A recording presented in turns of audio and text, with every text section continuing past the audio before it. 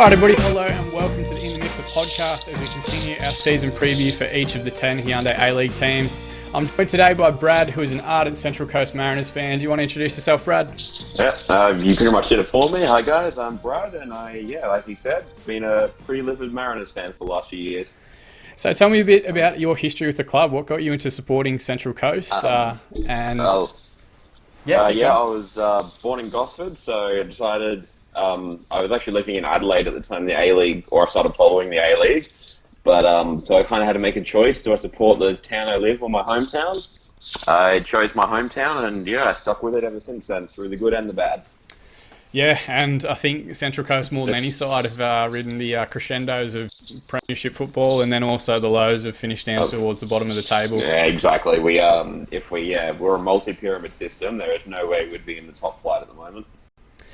Yeah, it is a saving grace, and I'm sure not just for Central Coast, but for a lot of teams, if they ever do add a second division, and I know that conversation's ongoing at the moment around the league.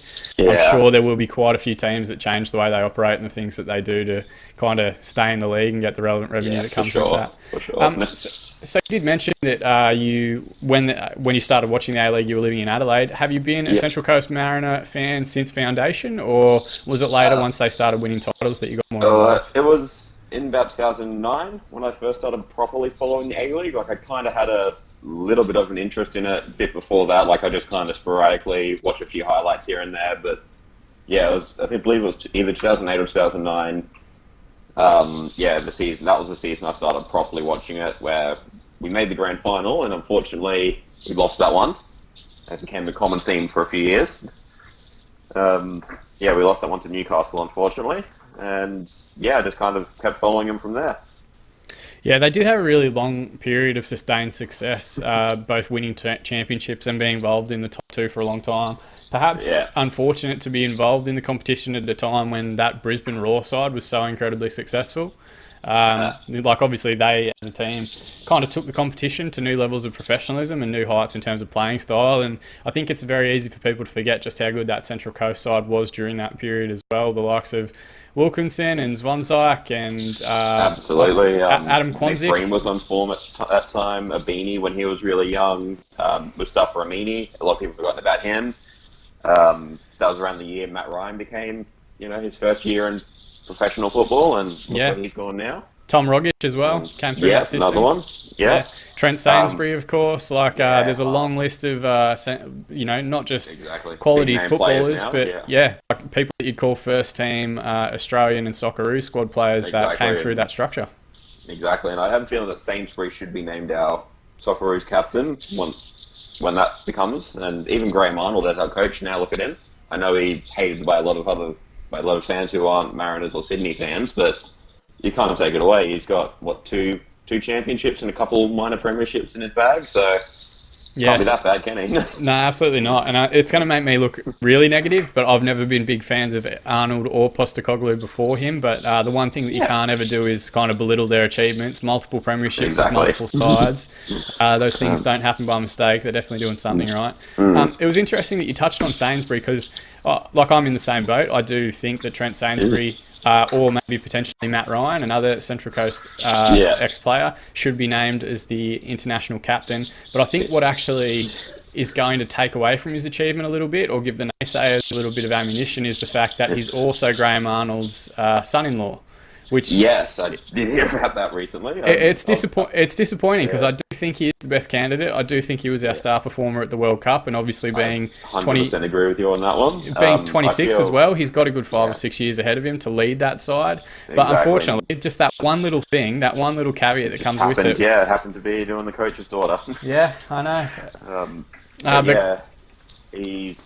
To me, he's probably the standout leader of the national team, and probably he and Ryan, as you said, are probably the only two that should be on the starting 11 sheet almost straight away, probably with Aaron Moy as well. And so those three are probably the three set players that you would have on the starting 11 of every competitive match. That's just you trying to woo me, just talking about Aaron Moy. I could set up an entirely different Aaron Moy podcast and go for 5 hours every week. Well, that's another day. Yeah, definitely. So I'll go through a little bit of the club itself. It is a foundation club, the Central Coast Mariners. When they were initially accepting bids for the initial A-League sides, they desperately wanted to have within the FFA a regional team. It ended up being Central Coast, obviously situated in Gosford, isn't an area that's ever had an elite level club before that across AFL, NRL or any other real sporting nation. Correct. Two-time premiership winners in 2007, 2008 and 2011, 2012. Champions of the Grand Final Series just once in 2013. Currently owned by Mike Charlesworth, who is the majority shareholder and chairman of the club, though there are some smaller minority stakeholders, including a consortium representing Sheffield United and a few local businesses in the Gosford area.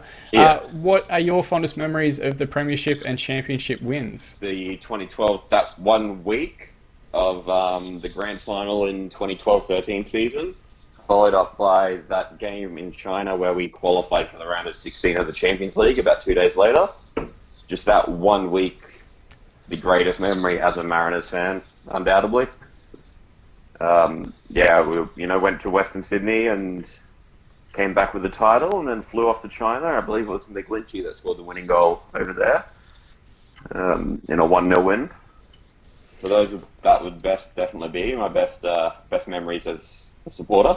Yeah, it's rough. I know that the schedule's a little bit better now and they're a little bit smarter in the way that they plan these things out, but it's rough for those teams that actually are successful in the grand final and have to turn around and play a midweek fixture in the Champions League. Obviously, improvements for the better now, but when you look back over some of the things that the league's done throughout the years, it just is... It's very questionable. Yeah, absolutely. So what's also your read on Mike Charlesworth, the owner, majority stakeholder and chairman of the club?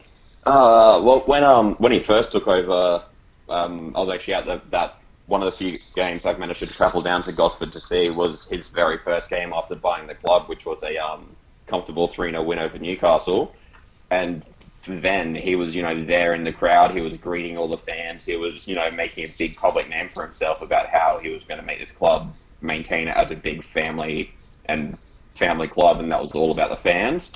But I haven't really seen much of that since, to be honest. We did recently, I think it was about a year and a half ago, announce the blueprints of completely upgrading our stadium and upgrading the training facilities next door to them. But it's like, if you've had all this money, you could probably invest it a bit more on the pitch. I know off-the-pitch investment's obviously important, but if you look at the state that we have been on the pitch, I think the investment's been needed there a bit more than upgrading our stadium. If we're struggling to fill out, get 10,000 people to a game, there's no point having a 40,000 seater. Yeah. And So from I don't know how to feel at the moment. Yeah, so from the outside looking in, he's one of those kind of 50-50 chairmen. I think he's done some really good things, and I think the Mariners Centre of Excellence was really even though it took forever to get completed, was really the first proper academy setup that an A-League side tried to establish. And he's also said some really good things regarding stadium ownership and clubs taking control of their stadiums rather than leasing them. That was one of the other good things that he did. I kind of forgot all about that, actually. I believe we might actually be the only club in the league at the moment who outright owns their stadium. Yep. And it's one of those things that throughout world football is very commonplace, and one bit of, the one asset that a team really has to fall back on in dire situations is the use of their facilities. So he's done some good things in that respect, but then also for every one of those, he seemed to also have, and we'll talk about this in depth later, your same Bolt trial or something to that effect. Yeah, I'm trying to be as optimistic in that as possible, in the fact that, the one game that he played in, the pre-season against the Central Coast Select, that was our biggest crowd since that game against Western Sydney when we were playing for the Premiership. Yeah, so we'll go through that fixture in depth a little bit further down the track, because while I'm kind of optimistic like you, I will try and play devil's advocate and present the other side of it, because I'd like to see... I see both sides of it straight away. I would like to see what your opinion are as a loyal fan. So the last 5 league positions, in 13-14 finished 3rd in the league right at the top of the table, and then since then has bottomed out considerably. In 14-15 finished in 8th, a wooden spoon in 15-16, 16-17 finished 8th again, and last season, despite making some decent progress, 10th in the league again. What was your season highlight from last season, even though you did finish on the bottom of the table? I'd have to say around about week 9 to week 11, in around that period, so the early mid-season, we were playing really good football and we were winning games. We were up, I believe we were fourth in the league at one point, and that was because we were able to win a couple of games on the road. We were able to grind out a few results and things like that. So it looked like it was clicking together really well, and suddenly like, okay, now we can have some optimism. We might actually be playing finals, you know? And then I think it was 8 games in a row we lost, and yeah, just the plummet. Only team last season and the season before to have a winning record against Sydney FC. Yeah, well, what can we say? Yeah, I suppose if you can do it one game, but it doesn't really play much effect if you can't do it throughout the year, does it? No, that's very, very true. It's usually the games around your your closest opposition, those in similar table positions that define your season. I believe we picked up, I think we had a draw and 2 losses to Brisbane, and both those 2 losses were by 1 goal. We lost to Wellington, and we lost to Perth, by 1 goals as well. There are games that we could have easily gotten a point or 3 out of, but yeah, unfortunately not. Yeah. So, what was your greatest frustration? And I know there's quite a few to pick from, but what do you think is the thing? Yeah. What do you think is the thing that most needs improvement for the upcoming season? Yeah, kind of a couple of questions you asked me, Alan. The biggest frustration from last year was just, like I said, our inability to either finish teams off or just hold out a result. There were games where we were conceding goals in the 85th minute plus that cost us many points. We didn't just have like that plan B or any leadership in the fact that, okay, when, we were trying to weather out the storm and things weren't going so well for us in the game, we couldn't turn it around. We just we conceded the goal, dropped our heads, and then it was just gone from there. Whereas Central Coast teams from the past, so say back when Svansvik was captain, we'll concede a goal, it's like, all right, heads up, back into it, and we can fight back into it. But there's just not been any of that recently. So it's the lack of leadership and just the lack of fight back almost is being the most frustrating part. Yeah, definitely. I think one of the things throughout the history and the most successful periods for Central Coast is that they definitely had that siege mentality where they were the smallest club in the competition and where they were backs against the wall and underfunded and not getting paid on time. So it really brought players together. And this is a weird conversation to have, but I think the stability that Mike Charlesworth has provided has gotten rid of some of that. But I do also think it falls on the management and coaching team themselves as well as the players. I do feel a bit bad for Paul Ocon. I reckon he's a decent enough coach. I just don't think he quite had the tools for such a young coach. Yeah, I think his experience playing at lower league football, at youth level football, coaching the Australian under-19 showed through, where some of your metrics for success at that time are just trying to play football in the right way. Exactly. But not being able, but there's also naivety that comes with that. I don't think he ever built a sufficient plan B. I think he had a plan A and he just kept slamming plan A against the wall, and when it didn't work, there was no secondary. Exactly. I could recall many games when we were, down 1-0 in the 80th minute, and he would sub a midfielder for a midfielder. Yeah. It's like, no, take a defender off, get another striker on there. Risk losing 2-0 to get that equaliser kind of thing. And he's like, no, play it safe. And I think he will learn from that. I think if he took the time to step back and reflect on it. We have also seen a variety of different methods applied to Central Coast from the likes of, when Graham Arnold was there, when Ocon was there, Mike Mulvey's trying different things again. We've seen them try and pick up talented youth prospects from around the league and have a young team that they develop. They've also tried to bring through NPL talent at various times. We'll talk a little bit further about the players that have come in, but Mike Mulvey seems to be taking the approach of, I'm going to try and bring in as much quality right now as humanly possible. We'll just go through quickly the FFA Cup results and then their friendlies before we talk about the players any further. We won't be talking about that one very long. That's true. So FFA Cup eliminated in the round of 32 by Adelaide United, a 3-0 defeat. Did you catch any of that game at all? I watched the second half of it. I think I was out during the first half, but got home, saw the end. It was one of those cases when I saw the draw come out and I'm like, just wasn't confident at all. I'm like, Adelaide, I have a good feeling about Adelaide this year. I reckon they're going to do quite well. I just didn't see us. It was pretty much that core group of players' first game together. And I wasn't too confident coming into it, and it was pretty much exactly how I expected it to. Adelaide pretty comfortably beating us. Yeah, it looked very much like an Adelaide side that had been in pre-season for 10 weeks and a Central Coast side that was in their second week of pre-season. Exactly, yeah. I definitely feel like we're going to be a lot stronger than what we showed in the FFA Cup. The pre-season games, I've only been able to really watch the highlights because most of them have been behind closed doors against like the other A-League clubs. But the ones against like the Central Coast Select, we played pretty well. I mean, our defense, as usual, is still pretty leaky, and very simple mistakes that you're going to get punished, especially by professionals. But yeah, we're looking at better when we have the ball. We're looking better going forward. We seem to be showing a little bit more maturity than we did last year. So yeah, it's hard to say though. Just from the small snippets I've seen, it's hard to give a full judgment. Yeah. One of the things that came up in both the Adelaide United and Brisbane Roar episodes is that the sides that are operating at the highest level financially, so Melbourne City, Melbourne Victory, Sydney FC, who have the capacity to pay contracts and weekly wages for a full 12-month period, they generally tend to, by the time of the round of 32 or round of 16, have 20 players signed. But for a smaller club like a Central Coast or a Wellington or someone like that, by the time the round of 32 starts, they may only have the framework of a squad and some junior players available, like an 11, a 12, or a 13. Definitely. And some of that comes down to budgetary constraints and not being able to pay a player for an extra month. So I think when you look at the FFA Cup lineup and the one that started that game against Adelaide and the one that actually lines up in round one, they may very well be two entirely different starting 11s. Yeah, I reckon there'll be quite a few of the players that are still there, but yeah, quite a few. I reckon will be quite a few like the youth players on trial or newly signed from the NPL. So yeah, I reckon there'll be quite a few fresh faces, but not too many.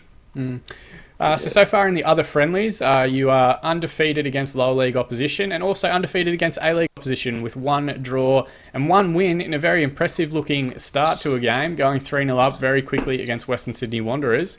Have you had any feedback from any of those games and who perhaps has maybe been a star player during that period? I only really got to, again, watch the extended highlights on the Wanderers one, being that it was behind closed doors. Surprisingly, Matt Simon actually looks pretty decent in those games. I really wasn't expecting much from him this year. I thought it was just kind of like almost like a nostalgic signing. But so he kind of impressed me. Clibsby actually quite impressed me. So I only watched the highlights available on the social media challenge, but the Nugget in midfield, Jacob Melling, I thought had a good game. That's the one, Melling. Yeah, I couldn't remember his name. Yeah, he looks pretty good as well. If you refer to him as the Nugget, it'll stick in your head forever and you won't forget him again. So we'll go through some of the players that have left throughout the last off-season. Josh Rose has retired. So obviously it was a fantastic player in those very strong Central Coast sides. I do feel as a Melbourne City member where he did spend some time in his career, he was perhaps continued playing a good 2 or 3 years after perhaps he was able at that level. I think it was like most of how the European players just headed to China for a year. He did the Australian equivalent, just go to Melbourne City for a year and get a decent paycheck. But yeah, in his early years, definitely, one of the better left backs the league had. I'd go as far to say when he first returned to the league itself, probably one of the best left fullback options that Australia had available to them. I do think he did get 1 or 2 caps, but I'm not sure if they were ever official or just in friendlies. I think they were just friendlies. I don't think he played a competitive match, but the really big surprise loss for me, though, was Liam Rose, who went to Armenia. Yeah, I think it is part of Mike Mulvey wanting to get away from, taking that time with youth. I think he feels in a situation that he has to get results immediately. Exactly. Bring the fans back in, get some hope in the club, and then start bringing in a few more youth players once we've, established ourselves as a not a 3-point visit kind of thing. Yeah, absolutely. And I know that clubs always want to look like they're... I think when you have outside players or free agents or international Australian-based players looking back at a club, you want to see and have a track record that you've given people a platform to return to Europe again.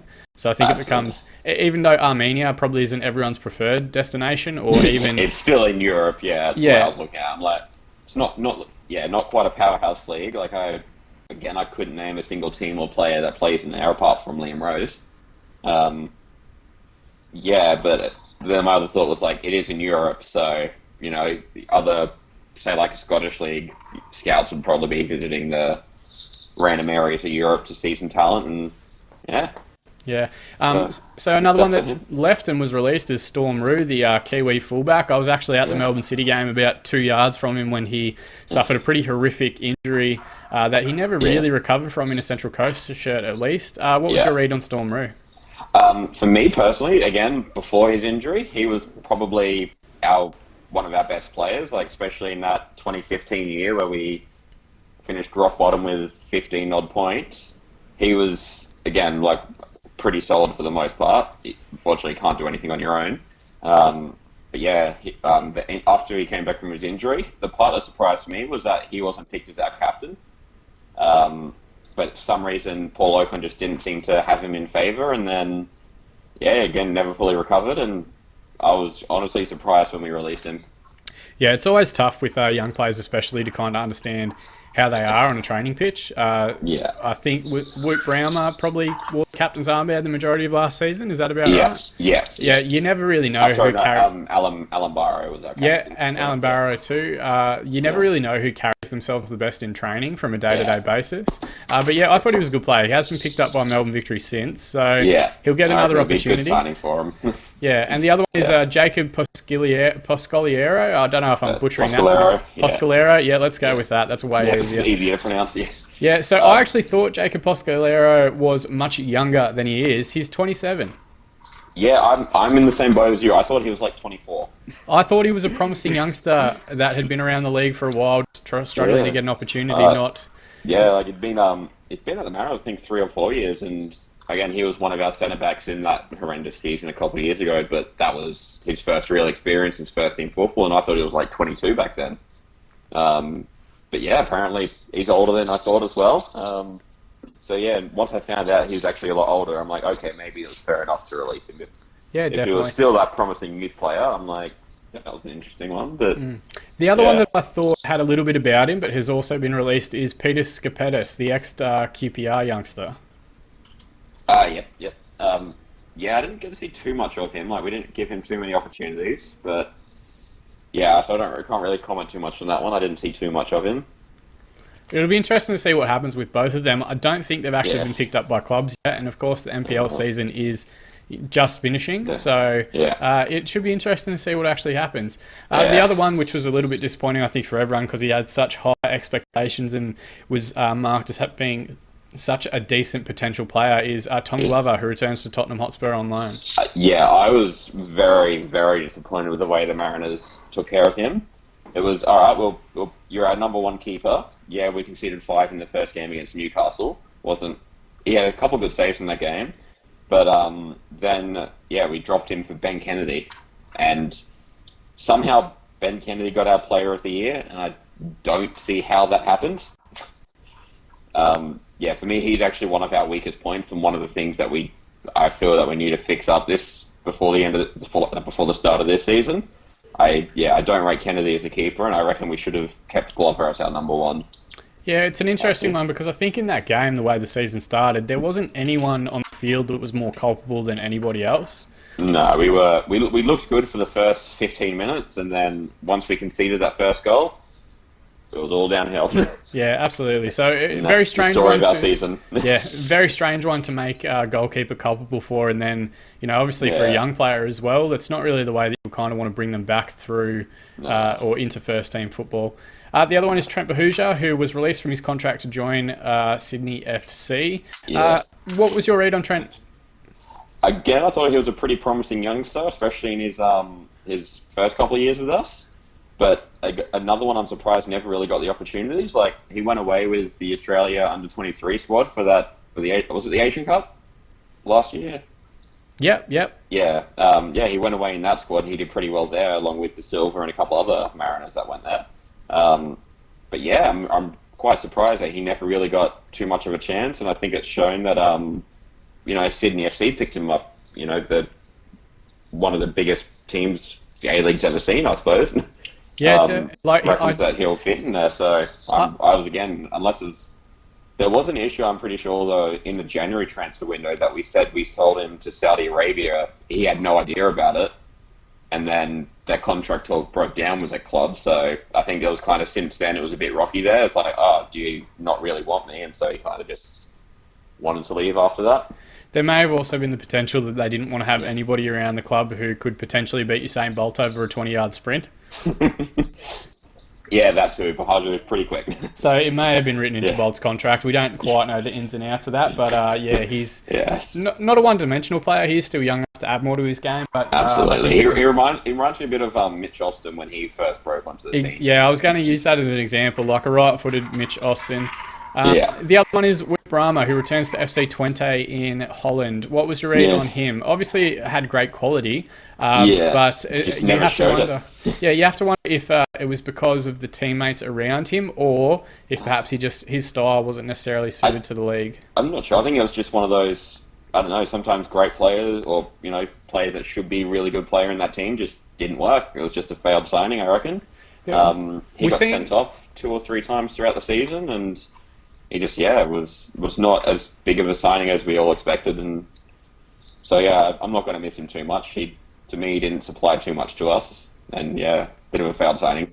Yeah, it's interesting how the Dutch imports work. We either get absolutely phenomenal players, the likes of Zwansvark and Schenkerveld in the league at the moment, or we go the other direction. There was a guy that played for Gold Coast back when they were in the team called Peter Youngschlager, who was apparently worth...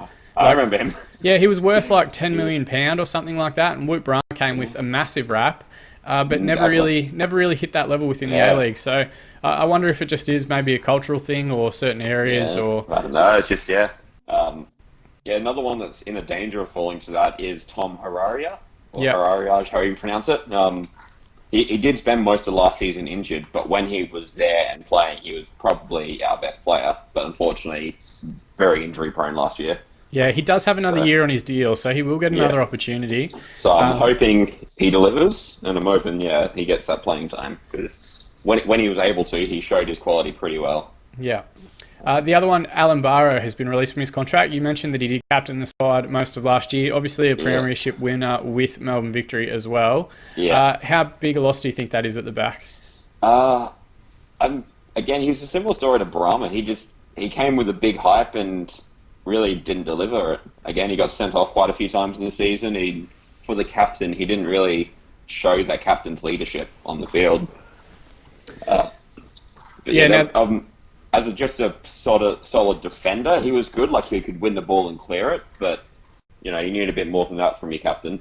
Yeah, definitely. And I think what was very interesting is that he signed very late in the pre-season window. He's not a natural English speaker, and I'm not sure how good his grasp of the language was when he left Melbourne Victory. To immediately have him handed the armband is an interesting decision, particularly when a club goes through such a long pre-season, like we already touched on, a full 12 weeks before a ball's kicked. To have someone that doesn't really participate in that and then is appointed as a leader, it's an interesting decision. I thought it was a very, very bad call, to be honest. Like I said, I honestly thought it would have been Rue. Like, he's been at the club since 2013 or 2014, just after we won our premiership. So he had one good season with us, and then he's been with us through the bad times as well. And he was loyal to the club, and he played his heart out every game. Again, fortunately, broke his tibia, I think it was, or broke some bone in his leg. And I was surprised that he didn't get selected as our captain. But again, he's one of, I can't think of any other players who last season have been at our club longer than 2 years.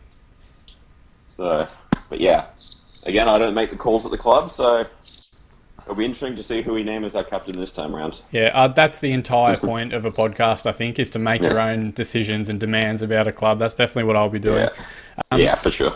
One of the other ones, probably the last player actually released, is Blake Powell. Blake's been around the league quite a bit, playing for Wellington, Western Sydney, and a couple of other teams along the way. He actually finished last season as the leading scorer for Central Coast as well. So what was your read on his contribution? Again, he was a pretty good player for us when he was fit. Again, another common theme I seem to be coming up with. Like, I believe it was against Wellington, his first game back from a 6-month injury, he scored the winning goal. And then I think he scored again like a couple of weeks later over in Perth. So he was able to score goals for us when it was there, but it was also the delivery he was getting wasn't too much. And I don't know, it just shows kind of how far we fall. Like, I don't think Powell would even be kind of player that we would have had in our bench a few years back to being probably, again, one of our best players last year. So he's an interesting one because I think he's just an incredibly hard worker, and you don't quite he know is. if he's a number 10 or if he's a winger or if he's a forward or what his Yeah, preference he was kind of is. just thrown anywhere in that forward line, just kind of make a nuisance of yourself, and you might get lucky to take a shot. And Well, you've got the best nuisance in the league for this season, so anything could happen, but we'll get to him in a little bit. The other one, and perhaps controversially, and I can't say too much as a Melbourne City supporter because we obviously were very much favoured with a rule change to allow us to sign Tim Cahill very late. But the newly introduced inter-league loan system, seeing Daniel De Silva head to Sydney FC. What was your read on that one? I reckon the rule itself has been long overdue. We've needed to have a loan system in the league to stop this just merry-go-round of recycling players. Like, how many clubs has Liam Reddy played at these days? Same as like Cernak. The loan thing has been needed. Just the way it went around, it pretty much De Silva. He had a clause in his contract actually that if Paul Ocon got sacked, that he could just get out of his contract if he wanted. So that was a very interesting one. So it almost seemed like he only wanted to play for us to play under Paul Ocon. Yeah, it may very well have been part of the recruitment strategy to bring him in, given that they had worked together at a youth level within the Australian setup. Exactly. So it was kind of like, is a team built around De Silva so we have Ocon, or was a team built around Ocon so we could have De Silva? He is on a 3-year contract though. He's now into the second year of it. So if things don't work out at Sydney, he can potentially come back for one final season at Central Coast. Again, I remember when he burst onto the scene from Perth. I honestly thought he was a bit overrated, especially when everyone was making the thing about how he was going to, I believe it was Roma? It might have been Fiorentina. No, I think it was Roma. It was Roma, yeah. Yeah. I personally found him a bit overrated at that time because he only showed himself a couple of games in the A-League. But when he came back, he definitely, performed when he wanted to for us, which was what I kind of think of it. It's, if he wanted to perform, he could, but his heart definitely wasn't in the club at the Mariners. It was just kind of a paycheck for him. I think he just kind of wanted to escape. So now he's at Sydney, so he was going to want to, do well there. And you spoke about it earlier, the kind of decent start that Central Coast made. His form followed a similar line where he came in red hot at the start of the season and then just disappeared for the majority of the rest of the year. Pretty much. It was kind of after that international, the Under-23 Asian Cup. Yeah. Once he left for that, he kind of just came back and just strutted around for the rest of the season.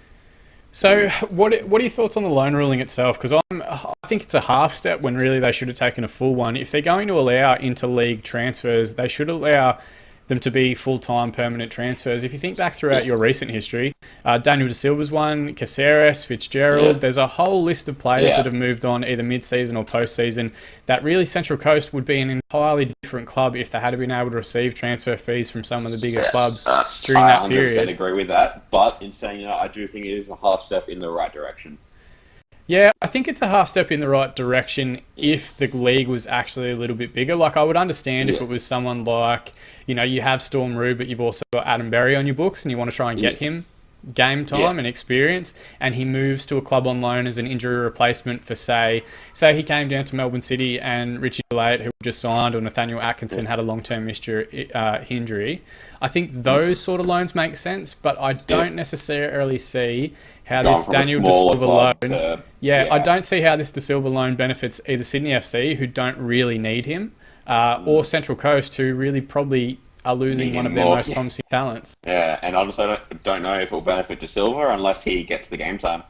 Yeah, unless there's like a massive, fee that they're paying per week to have him to Central Coast. He's getting a good paycheck, Yeah, you'd perhaps even prefer for a player that's unhappy and wants to leave to get, $300,000 for him, invest that back into the club and sort out your wage bill for a few weeks or at least a month, then have room in your cap space to eventually replace him and know what the future looks like for you.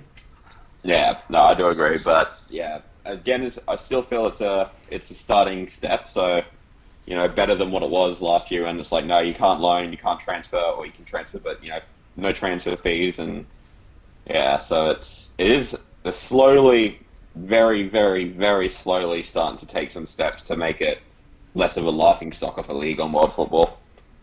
Yeah, definitely. But still, we are, as of recording date, there is still no second interleague loan that has taken place. So he is unique in that particular category for the time being. I'll just quickly go through some of the contracts extended. I might read through all of them and then we can talk about the key ones. Anthony Golek gets extended for 1 year. The meme king, Lord Golek, will be in Central Coast for another season. Jacob Melling, the nugget we spoke about earlier, 2 years. Kai Rolls, 1 year. Connor Payne, another year. Ben Kennedy, a further year. And Adam Pearce, 1 more year. Which of those is the standout or the key player that you think you needed to secure? And any other highlights in there as well? I'd have to say the few good ones. The Golek, obviously, he spent most of last season out injured, so it's good that he's back and's got a year to do it.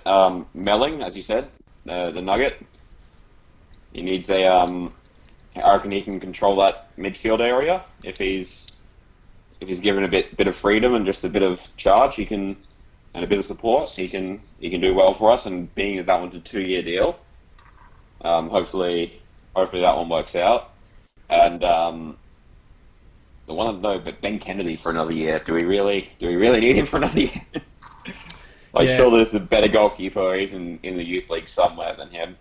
You do wonder if he has been re-signed to act as a backup, or if the intention is to have him as a full-time keeper throughout the course of the year. I'm not even sure if the Mariners are sure between him or Pierce right now. And Kai Rolls, I think, is a great young player who perhaps didn't get the opportunities you'd expect. He is still only young at 19, but looks to have the international pedigree, at least at the youth level. If he can continue that progression, I think he'll be a quality player as well. Yeah, for sure. Like we said, his first team chances were pretty limited last year. I don't recall him having more than 1 or 2 starts, but I reckon this could be his breakout year. Hopefully. Fingers crossed. We can only hope. And then wait for it as someone else will snatch him up. Yeah. But maybe you'll get paid. Maybe you'll get snapped up by either. If that rule changes. Maybe he'll get snapped up by a European side, and you get a decent wage for him. He's only on a 1-year deal, which is a bit alarming. You'd want to think that your best youth prospects you lock down to multiple year deals. I think it's kind of a case of get him on 1 year and see what it's like in January. If he's proving to be well, get him on an extra couple of years straight away. If not, then be like, hey, step up or you're not getting renewed. Yeah, definitely. So now we get to move to the exciting ones, the players in. The first being Jack Clisby, the left-back signing from Western Sydney Wanderers. We did highlight that he hasn't had a horrible pre-season. Have you caught much of him so far? Just from what I have seen, I haven't seen too much, but he has actually quite impressed me. Again, you don't really need me to say it's pretty obvious. Our defensive area has been a pretty poor one of late, so I reckon he'll help solid up, prevent a few crosses coming in, and we'll see what he can do for us. I reckon he'll be a pretty decent signing. He has looked pretty decent in his first preseason games. So he did actually play for a while at Melbourne City, but he wasn't terrible. I don't look back and think Jack Clisby's a terrible player or anything, but he was never the first choice that you'd pick. There was always Ben Garuccio around. We had Nicholas Colazzo around for quite a while as well. So he was never really in a position. We had Josh Rose. And we had Josh Rose as well, who I think was given starts ahead of Jack Clisby. He then went to Western Sydney, where he didn't really make any ground against Raul Lorente, who pretty much held down that left-back spot. So it'll be interesting to see what happens with perhaps a little bit less of a challenge in front of him. I don't think he's going to have much competition for that left-back spot. Since we released Rue, I don't reckon he's going to have... Well, I think he'll make that fullback spot his own, and hopefully he'll flourish under it. Yeah, he's still only 23, so there's still plenty of time for him. But you'd have to think, being his 4th club now, I think it is, including Perth and Adelaide in the last few seasons in the A-League, he really needs to kind of knuckle down and make that spot his own. Exactly. A player in a similar situation, albeit for different circumstances, is Corey Gamero, who, for those of you who are listening for the first time, has had what came through as a really promising youngster, went through the Fulham Academy before returning to Sydney FC, and then had a horrendous run of injuries, multiple ACL injuries for both Sydney FC, Melbourne City, and then injury struggles again last season at Brisbane Roar. What are your thoughts on Corey Gamero? I don't want to say it, but I reckon it'll be more of the same. I Once, like Corey Gamero. He has a yeah, really great social media presence if you don't follow yeah, him already. yeah, But I feel like for a player that's come back from like long-term injuries the way that he has, he might actually be better off served doing a full season of NPL football, scoring yeah, himself 15 to 20 goals at that level, and then coming yeah. into the A-League season in, 1920 Top, yeah, on the back of a full season under his belt, because he yeah, just he just looks at times, and this was the same when he came back from an injury at Melbourne City and immediately got hurt again. He just looks like a player a bit scared of what his body's about to do. yeah. I would agree with that because yeah, I've got a gut feeling. I don't want to say it because I don't want to, wish injuries upon anyone, but I reckon it will be more of the same. Once you've had, multiple ACLs, it's never as good as it once was. Yeah, so I reckon he's going to struggle with injuries with us. So, yeah, I would definitely say a year in the NPL and then probably join one of the new expansion teams would be a good move for him. Yeah, and if Corey, you're listening and this somehow gets to you and you ever want to come on the show and yell at both Brad and myself, you are always invited. I wish you all the best if you are listening. The other one, the Wizard of Woy Woy returns to Gosford. Matt Simon rejoining the club on a free transfer from Sydney FC. That's I don't know what to feel about this one. Like I said earlier, it feels like it's just a nostalgic signing. It's like get the name, get Matt Simon back. He's our all-time top scorer. He's a nuisance in the box. He's the kind of player that everyone loves to hate, I guess, if you don't support the team he's on. And yeah, so I'm not sure what to feel about that one. Obviously, he's a bit old now. Don't think he'll be as prolific as he used to be. And obviously the league's a bit more competitive these days than what it was back when in his prime. So yeah, again, I'm not too sure what to feel. I reckon, an 80th minute sub kind of guy to come on and just bully defenders for a bit would be his kind of role. So I think this was an average signing until about a week and a half ago, because for a long period it looked like Matt Simon was going to be the first choice striker for Central Coast. And one of the things that we kind of highlighted as being an issue last season is the lack of leadership and the lack of the ability to close out games. I think having Matt Simon on your bench and able to bring him on as an experienced campaigner and obviously a very passionate player, to bring him on in a young side, and a club legend. To bring him on in a young side for 30 minutes at the end of the game is probably going to be something that Central Coast probably haven't had up their sleeve. We'll get to the reason why I think he's a good signing now and not just a weird one in a little bit, but I do think it's intelligent. Maybe it's not going to work out. Maybe it's a similar boat to Corey Gamero because they do seem to be stockpiling quite a few forwards, but it'll be interesting to see how it plays out. Yeah, I'm with you. That's probably the ones I'm more keen to see how it goes, just because, I'm not sure. I reckon he'll be a very good leader on the training ground, which is something else we need. But on the game field, on the match day, I'm not sure how well he'll go.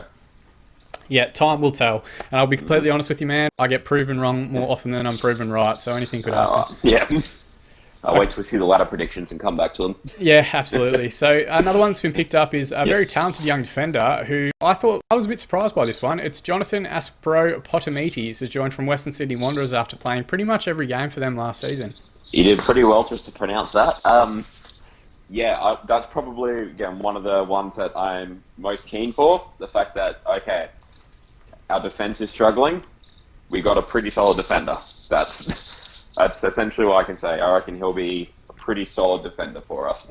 Yeah, still only 21 as well. He has signed a multiple-year deal, one of the few that Central Coast gave out this season. So I reckon that's probably one of our best signings that we've done. Yeah, and I'd concur. I think if you can get a decent season out of him and a decent partnership with somebody, then he's a very high-quality signing. So there's a couple that I'm going to tie together in a moment. So I'm just going to skip ahead a little bit. Khalifa Cisse has been brought in from BEC Tero Sasana in, I believe, Malaysia. A player with Premier League experience, having previously played for both Cardiff and I think Fulham is the other one. What is your read on him early days, and how do you think his experience will go in comparison with someone like Alan Barrow, who was released? Yeah, not going to lie, I didn't really know who he was when we signed him. But again, after just watching, all I've seen from him are those the pre-season games, and he seems a pretty decent enough defender. I can't really say too much on him. I have to see a bit more of him before I can make a proper judgment. But I reckon having the experience at the higher levels can't hurt us. And then it would have been relegation battles with Cardiff, and if it was Fulham, in relegation battles with them, so he knows how to help out a team that's struggling. And yeah, so it can't hurt us is all I can say on him at the moment. Yeah, no, time will tell. There's always, with international players that are coming from outside of, big 5 leagues, it's always tough to kind of get those highlights packaged and see how they've been performing. Sorry, I'm not a big footballing expert in the Malaysian Super League. Believe it or not, I had to Google, and Wikipedia told me what club he last played at. I didn't know that one off the top of my head. Yeah, that's all right. No. So the next 3 I'm going to tie together because they all seem to be relatively similar signings. It's Joe Gauci, who's joined from West Torrens Berkala, Josh McDonald, who's joined from the Wollongong Wolves, and Jordan Murray from Apia Leichhardt. All 3 of them playing NPL level football, and all 3 of them joining clubs as kind of forwards or forward-thinking players. Do you know anything about these players? Not too much. The one that I looked at a bit at most was the Jordan Murray. Obviously playing for Apia, a team that's one of the best outside the A-League. And yeah, scoring plenty of goals for them. So I reckon he'll be a pretty decent one. Not too familiar with Joe Gucci, how you pronounce his last name. And same with Josh McDonald. I haven't seen too much of them, but I believe all 3 of them are in the squad for tonight's game. I believe it's tonight. Yeah, so it'll be interesting to see how they go. It's always the step up to A-League pace and A-League friendlies that's a little bit tricky. But we do move on to some bigger name signings, which will potentially make it tough for them to break through. The first one, which I think is a cracking signing, and anyone who's either picked up any of the FIFA games over the last few years, or Football Manager, is familiar with the very high potential of Aidan O'Neill joining on a season-long loan from Burnley. Yes, that's him and Ross McCormack will probably have 2 almost marquee signings, even though they're not marquee players. But they were 2 very good signings for us. So I mean, a loan deal can't hurt us. I mean, we're only going to have him for a year before he goes back. Just as long as we don't do what we did with Glover and just kind of get him to warm the bench. I reckon given the chance, he can really do well for us. And really help us out, get a few of those goals that will turn 1 point into 3 kind of things. I would like to think that the difference between he and Glover is that Aidan O'Neill actually has Premier League appearances under his belt. He's obviously someone that is relatively well regarded by Burnley themselves because he's gone out to clubs where he's been guaranteed to play. He was in the League One team of the week quite a few times last year on loan out at Swindon. And now obviously coming to the A-League, I'm pretty certain that Burnley would have gotten assurances that he's going to be playing. Yeah, he will be one of the first names on the team sheets. It was a very interesting signing though when I saw it. I'm like, hang on. Burnley, they loaned us someone.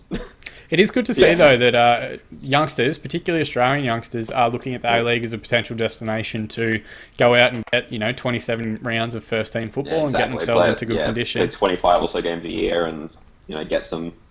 Obviously, the quality isn't quite as high up there, but it's you're playing games, you're not sitting on a bench. So, I reckon it'll be a really good signing for us. I'd like to think, and this is me putting on my pretty ardent Football Manager playing hat.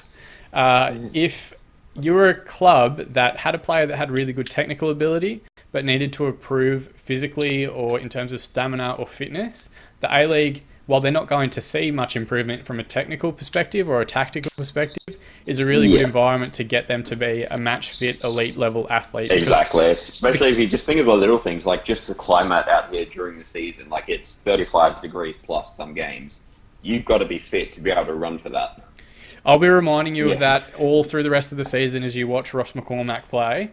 But, you would think you'd have to be pretty fit to be playing in that particular environment. Yeah, like little things like that kind of just get overlooked when you think of it. And then, so I reckon, it'll get some fitness, get some strength. Because the A-League, I'm not sure if physical is the right word, but some of the tackling is kind of rough.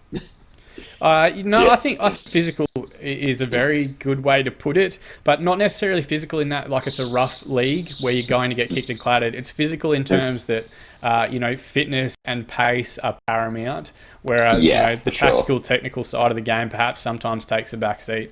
But I do think that's a really good segue to move to Ross McCormack, who has joined on a full season-long loan from Aston Villa. He did play 6 months of last season as an injury replacement for Bruno Fornaroli on loan at Melbourne City. I did see every appearance that he made for the club, and a goal return of 14 goals in 14 games is pretty fantastic and a really good. Can't argue with that, can you? Really good summation of who he is as a player. What were your thoughts when you first heard about that one? Not just when he signed, but when he was actually being linked with the club. I didn't hear too much about the link. I heard the link on it, and then that afternoon was when we signed him. So it was a very quick process from when I first heard the rumours to when the signing came, and then I was ecstatic about it. It was probably the best signing we had at that time. It's like, a player in the in the championship at the moment, coming out here, and he will play games, and he's already proven that he can score goals in this league. So as long as we can get the ball to him, he'll be able to, get us some goals. Yeah, delivery will be key because he's not going to get involved in link-up play. He's not really going to bring others into it. Yeah. But if you get a ball into the box and there's a half a sniff at it, he will put it away. Yeah. The other probably, I'm using in air quotes, marquee signing is Tommy Orr, who is inside the cap still, but he's returned from a pretty unhappy spell at Apoel in Cyprus. What are your thoughts on him? Another one. I was pretty happy when I heard the signing.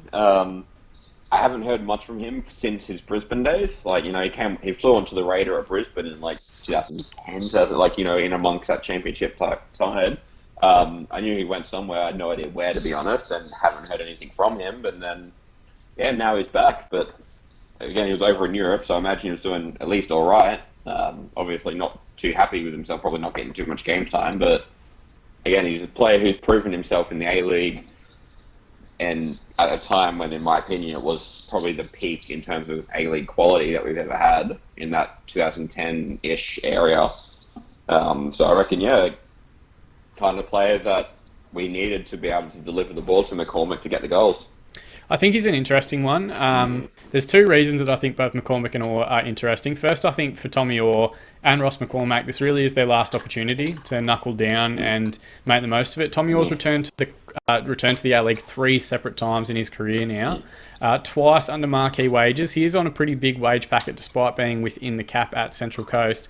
I'd have to think for both of them this is really the last opportunity to either secure a big time transfer or to make themselves a real star of the competition, which I think Orr's threatened to a couple of times without really following through on it. He's always just been a potential player. I think he's had that chance to do it, but then he decided to go somewhere else. I don't think his form at Queensland when he came back last time was enough to warrant a move to Europe, albeit to Cyprus. But it'll be interesting to see how he responds. And I think the other aspect of this that is really interesting is that for all the flack that the club received for the Usain Bolt, indefinite trial, I kind of think this was Mike Charlesworth putting his hand in his own pocket and saying, you know what, fuck everybody that's saying anything negatively about what we're doing. I'm going to go out and make 2 high-quality football signings to kind of shut down the naysayers. Yeah, I kind of agree. I think the Usain Bolt thing just kind of allowed the Mariners to actually build a pretty decent squad under the radar because everyone's just been focusing on this whole Bolt thing. And now we've got, some front players who can score. We've got some defenders that can actually defend. So I reckon it's almost just been a distraction and everyone's kind of focusing on that. So, but in terms of the Bolt trial itself, just speaking as a football regard, his first touch is a little bit heavy for someone trying to be a professional footballer. I'll have to see the game tonight before I can make a proper judgment on what I think of his footballing ability. Absolutely. So you did touch on it briefly there, and I do think we could set up pretty much our own Usain Bolt podcast. But he does pretty much have one more game tonight against Wollongong Wolves. Obviously NPL opposition, but still a semi-professional outfit, and one that's definitely going to be going out trying to beat Central Coast, given that they are currently in the hunt for one of the expansion licenses. From what you've seen of Usain Bolt so far, and he is on pretty decent money for what is essentially a trial with the club, what do you think he needs to do tonight to guarantee himself A-League football? Essentially, play a pretty decent role in giving the Mariners a win. Not necessarily. I know everyone's saying he needs to score. Not necessarily. Like that's not a attacking player's only job. Isn't just to score. It's to create the goal opportunities and things like that. But yeah, I reckon he's just got to play a pretty big hand in giving the Mariners a win. As you said, the Wolves, no disrespect, but they are a semi-professional team. So you would expect the central coach to be able to, get a win over them. That being said, they are definitely one of the best clubs outside the A-League. So, yeah, it's going to be a pretty decent one for him to get a start from. His only other appearance, he played like 5 minutes and he had about 2 touches. So, yeah, they definitely didn't get to show what he can do then. So I reckon tonight is his starting opportunity. He needs to just show that he can play football. I would think if he's joining, he is going to be a marquee player. Absolutely. And by like even though he isn't a footballer, let's call a spade, he's not. He does have that athletic potential to be a crossover star, and he does obviously have large commercial opportunities for the Mariners, and you can kind of understand why they did it. But absolutely. I personally feel if he can't get through 90 minutes, then there's no point continuing the trial period any further. Yeah, that's a very fair assumption. Like, yes, he has the athletic background, but that, it's in sprinting, like short-term sprinting. So he'll be, if it a through ball, one-on-one, he'll be able to, win that race anytime. But, football's, an aerodynamic game, not an anaerobic. Wait, I said that wrong. No, you were close. So it's an explosive muscle sport rather than an endurance muscle sport. Yeah, and that's the one. The other one is that to be a sprinter, you need to be. It's more based on agility and lean muscle. Yeah. Whereas to even strike a football, basically, you do need to have that kind of endurance muscle set, or those thick thighs that you see on so many European footballers. Exactly. Yeah. From what I have seen, and it is only in those couple of training and friendly appearances, he is very, very raw, is the most polite way I can think to put it, in terms of technique in striking a ball and playing football. So there has been talk that potentially he will play as a left back or a left wing back. I did hear that. That would be interesting. Yeah, I think Clisby should do in that role. Yeah, I don't disagree with you in any way. I think it's probably asking quite a bit of someone that maybe doesn't necessarily understand the defensive components of the game just yet. But regardless of where he plays on the field, I would think that unless he can get through 90 minutes tonight, just as a start, then there's very little likelihood that he'll be someone being offered a full-time contract, unless he's going to do it for a significantly reduced wage to just, say that he became a professional footballer.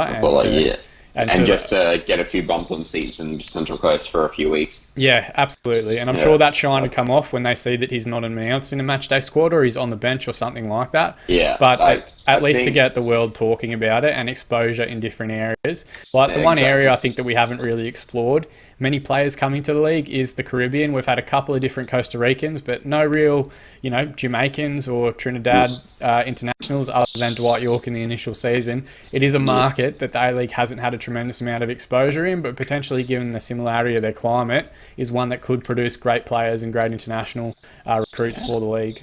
Yeah, never really considered into looking like that, but that's quite a good point you're making.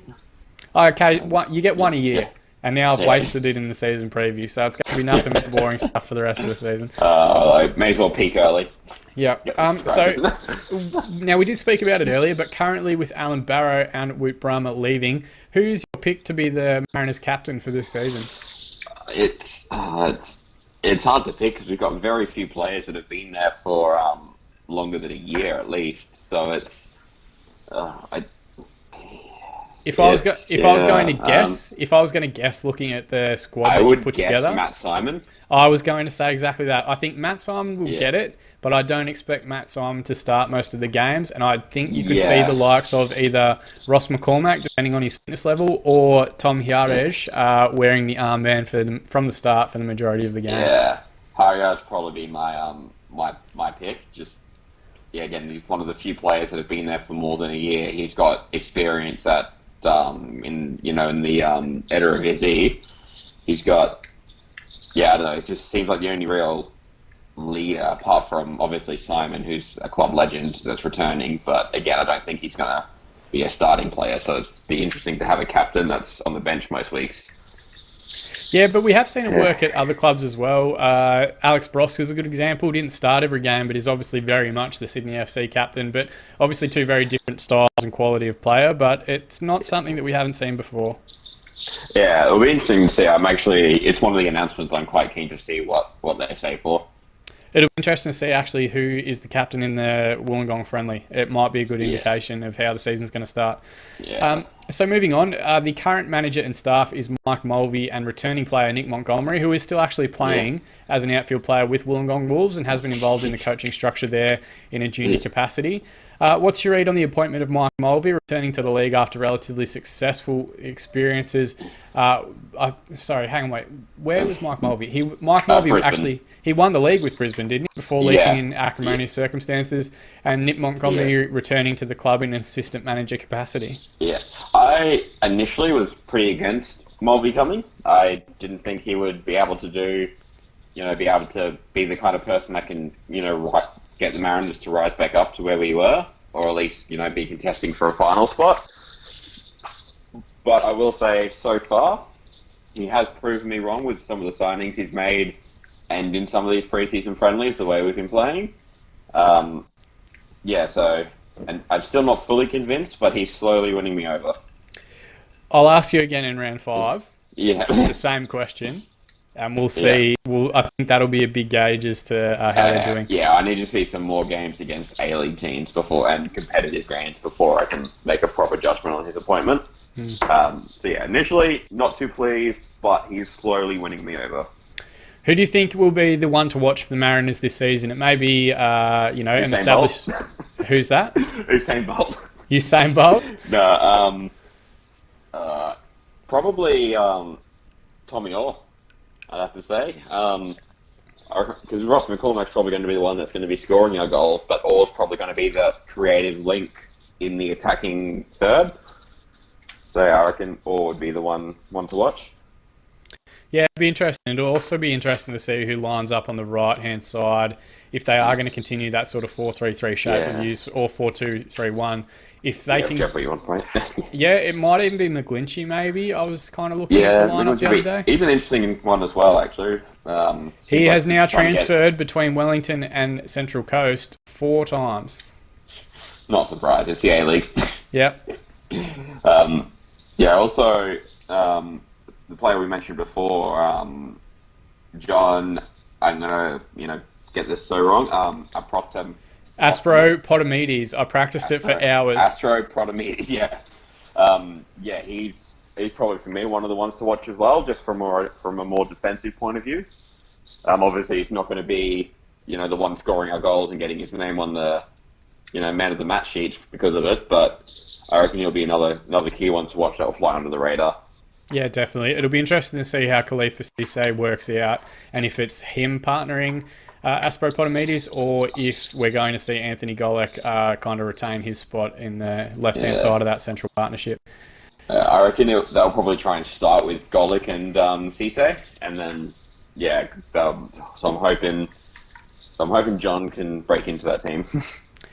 So on the same token, who do you think will be the one to hate? Like, we've had some great villains in the leagues throughout the season, and Central Coast have had their own at various points. Who do you think will be that player for the Mariners this year? Ben Kennedy. I just don't... To me, he's not an A-League standard goalkeeper.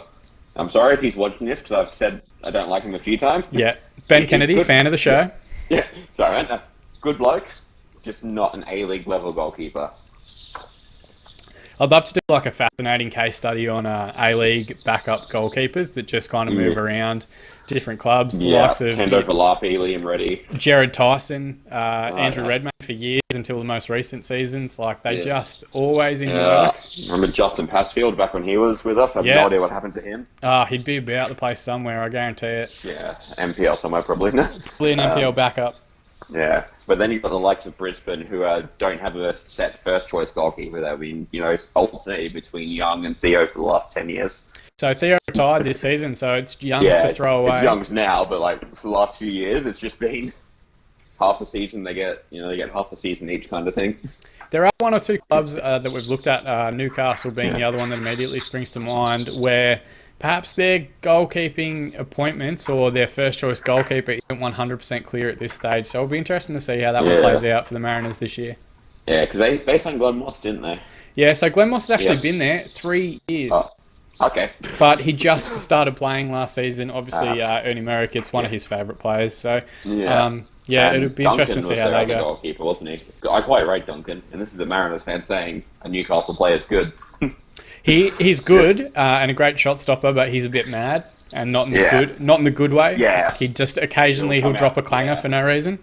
Yeah, especially the one against Sydney springs to mind last season. Yeah, definitely. Yeah.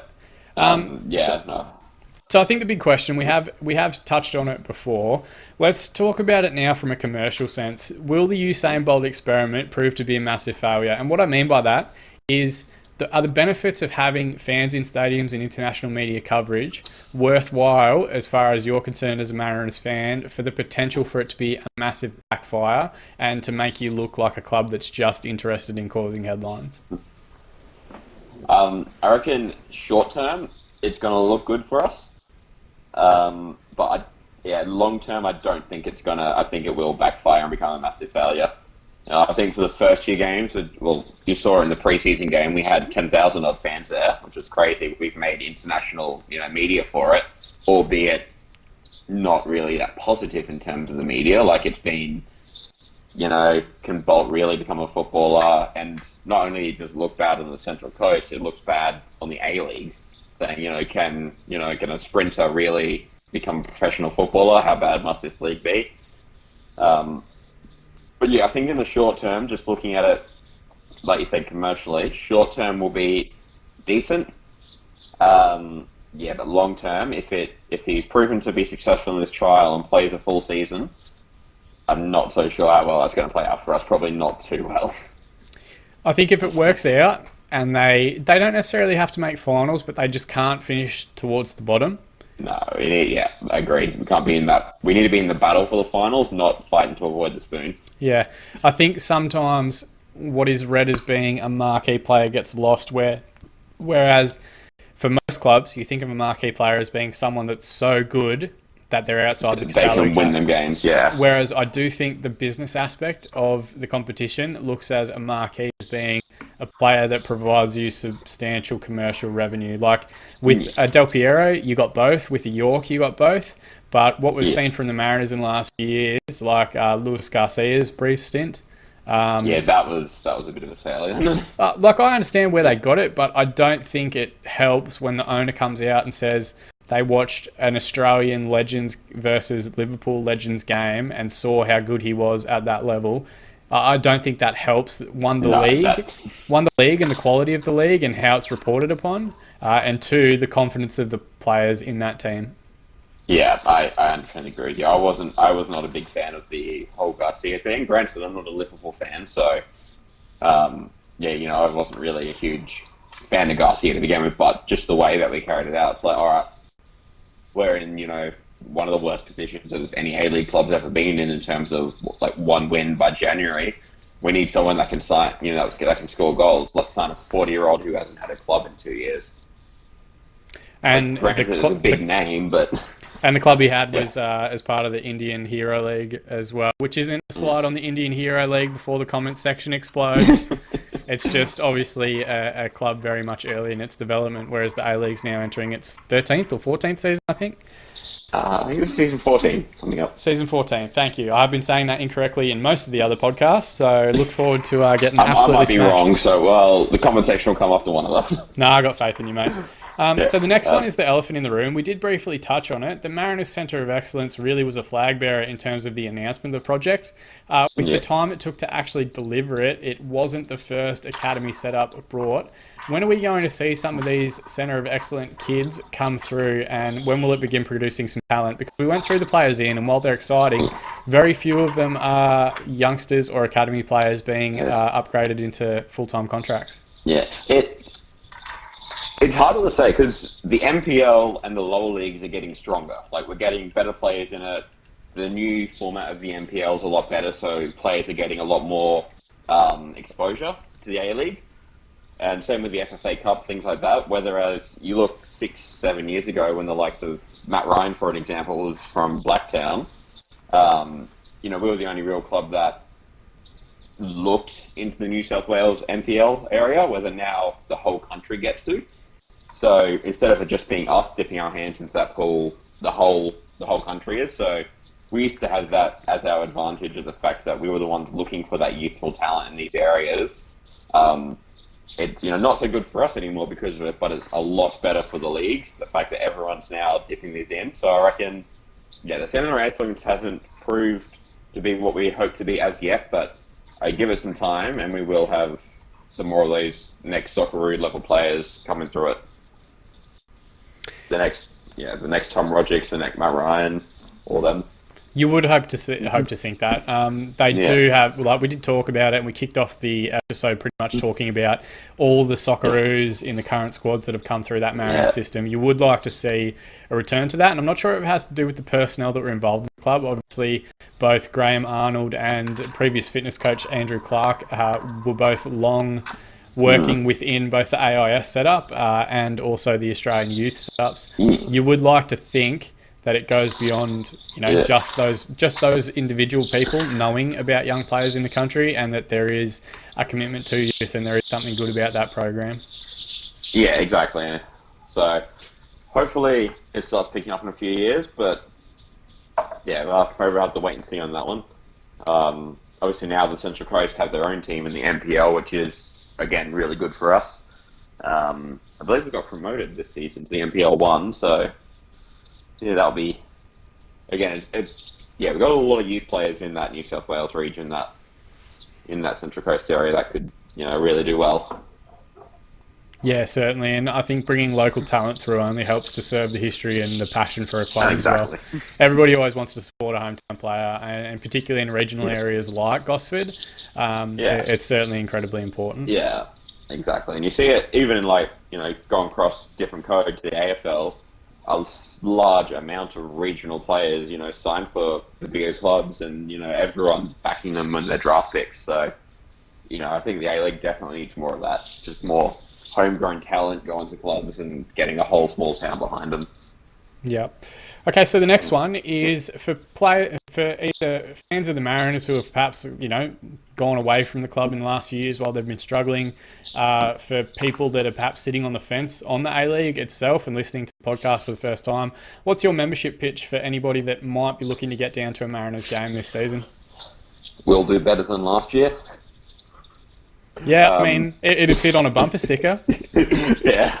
All I have to say is, we've essentially look at that. So go from last year, no, we're not going to be back to our title-winning side that we were a few years back. But, do you want to be around? Do you want to just come back on the board? Well, we won't be back to that title area without having those fans back on board. We need the fans to come back to start. We need to start playing some exciting football, which we have shown in patches the last couple of years. We need to show that much more frequently to get our fans back. And then once we get them back, start building more and more and start getting us back to where we belong. We have the family club on the back of our shirts for a reason. We are, we're a community-based club. We've always, you always see the players hanging around Gosford. They're doing little events and stuff, meet and greets and everything everywhere. So the club's always doing the best it can for its small area and its fans. So the fans need to repay the club, and then vice versa, help the club, help the fans, for the fans to help the club. Yeah, no, I think all good points, and I do think they have made some decent signings during the off-season, so fingers crossed it can start rewarding that faith and that community by getting some decent results as well. So, season expectations, what do you think is a good pass mark for Central Coast this season, given that they have been pretty much on a downward slide for the last few seasons? I want to be realistically, but still optimistic at the same time. As long as we're challenging, making a realistic challenge for that top six. Yeah. Not like sitting 8th for most of the season. I want us in and amongst, dropping in and out of that top 6 throughout the year. In and around that mid-table area. Yeah, sure. I think if they can figure out their central defensive partnership, who's going to partner Aspro Potamidis. And if they can find a decent run of supply to Ross McCormack, they will get something in a lot of those games where, you know, perhaps they lost 1-0 because they didn't create or finish a chance. Like, he is as pure a finisher as the league has ever seen, and I know that I'm including... Yeah, he reminds me of a not quite as good Barisha. Yeah, you might hate me for saying that, being a City fan, but... Look, neutrally speaking, take a bias as much out as of I it, despise Besart Berisha, you can't argue in any way that he's quite a good footballer.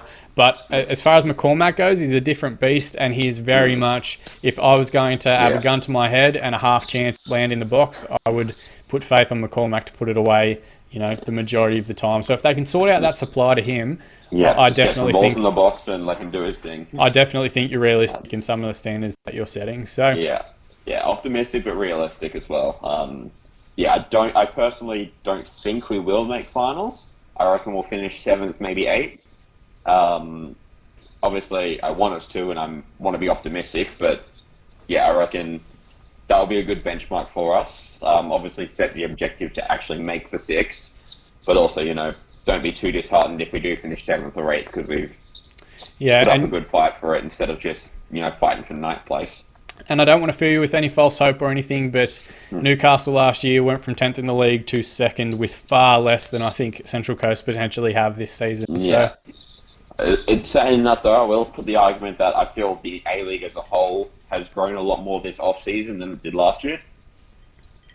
It's been a recurring... of the league. Yeah, I feel like the league is a much better quality this year than it was last year. It's been a recurring theme, actually, in quite a few of the ones that we've done here, and I had a really good discussion doing the Perth Glory preview.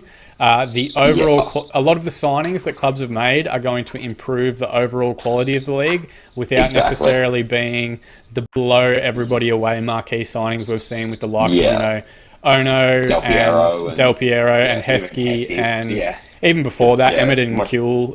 Like, we've had a long run history of really big name players coming and not doing a whole lot. But the overall quality... Them, I'm pretty sure York's one of the only few of those big name players who's actually gone on to win a premiership. Yeah, there's quite a few. There's more this season with the transfers into teams. There are more players that are coming from, top division clubs across the top 5 leagues, or Division 1 or Championship clubs in that. And Ross McCormack, Richie DeLayet. There's quite a few examples across the divisions of your first team players coming across. Ola Toivonen, big one as well. Yeah, Ola Toivonen, albeit coming as a free agent. Honda, obviously, at the downside of his career, is very good. Siem de Jong, a phenomenal signing, I think. Lafondra. Sydney. They're not household names at the moment in terms of global football perspective. They're what the A-League needed. They're exactly what the A-League needed, and they're what I think we need to be producing youngsters in the mould of. So it does shape to be an exciting season. Yeah, I'd say if you were to put most of the clubs' starting 11 for this season coming up against their starting 11 from last season, I reckon maybe the exception of Newcastle, every team from this year would beat their last year ones. You probably want to have maybe a second glance at that Wellington side, but I do understand where you're coming from with that one. Yeah, well, Wellington just goalless draw. Goalless draws every week. They're going to play 12 at the back. It's going to be great. Yeah. So looking at the league as a whole, who is your prediction to finish top, and who is your prediction to finish bottom? All right. Top is for me probably most people are going to say this, and you're probably not going to like this, but Melbourne Victory. They, for me, are going to almost run away with the league title this year. They've, in my opinion, got the best goalkeeper in the league in Lawrence Thomas. They've got, as we said, the new signings of Honda and Toivonen, and obviously the defending champions. And to me, they've just got the best all-around team. Like, yes, they lost Barisha, but they've also replaced him with Toivonen. As long as he can supply the goals, I reckon they should be very, very difficult to beat. I will leave my Melbourne City hat on the table, and I will let you go through with that. You will have to listen to the Melbourne Victory season preview to get my thoughts and feelings on it. Yeah, but I do have Melbourne City as second, though. Well, if that makes you feel better. No, it doesn't, because I feel like a second coming second to Melbourne Victory, we might as well come 10th. Yeah, but that's just the premiership. You can win the grand final. It's all different from that. No, we can't. We don't thrive in those kinds of situations.